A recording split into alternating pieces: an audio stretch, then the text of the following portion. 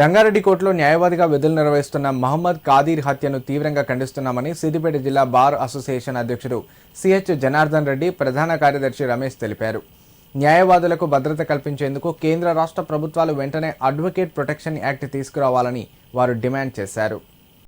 మహమ్మద్ కాదీర్ హత్యను నిరసిస్తూ సిద్దిపేట జిల్లా కోర్టులో బార్ అసోసియేషన్ ఆధ్వర్యంలో న్యాయవాదులు విధులను బహిష్కరించారు. జిల్లా కోర్టు ఎదుట నిరసన కార్యక్రమం నిర్వహించారు. హైదరాబాద్లోని తన కార్యాలయంలో న్యాయవాది మహమ్మద్ కాదీర్ హత్యకు గురవడం అత్యంత దారుణమని వారు ఆవేదన వ్యక్తం చేశారు. ఇటీవలి కాలంలో న్యాయవాదులపై తరచూ భౌతిక దాడులు జరుగుతున్నాయని ఆందోళన వ్యక్తం చేశారు. న్యాయవాదుల రక్షణ కోసం ప్రత్యేక చట్టం అవసరమని, ఇందుకోసం సిద్దిపేట నుంచే కార్యాచరణ రూపొందిస్తామని న్యాయవాదులు తెలిపారు.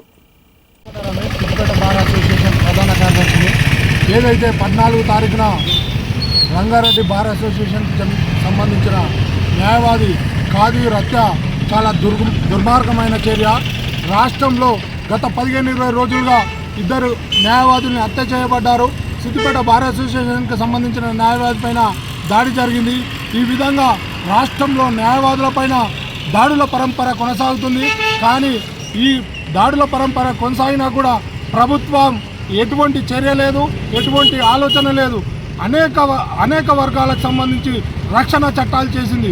కానీ న్యాయవాదులే చట్టాలను రక్షించే న్యాయవాదులకు కూడా రాష్ట్రంలో రక్షణ లేకుండా పోయింది. ఏదైతే వచ్చే అసెంబ్లీ సమావేశాలు ఉన్నాయో తప్పకుండా న్యాయవాదుల రక్షణ చట్టం తీసుకురావాల్సిందే. తీసుకురాకపోతే రేపు అందరి బార్ అసోసియేషన్ ప్రెసిడెంట్లు, ప్రధాన కార్యదర్శుల సమావేశం హైకోర్టులో ఉంది. అట్టి సమావేశంలో తప్పకుండా ఒక సుదీర్ఘమైన కార్యాచరణ ప్రకటిస్తాము.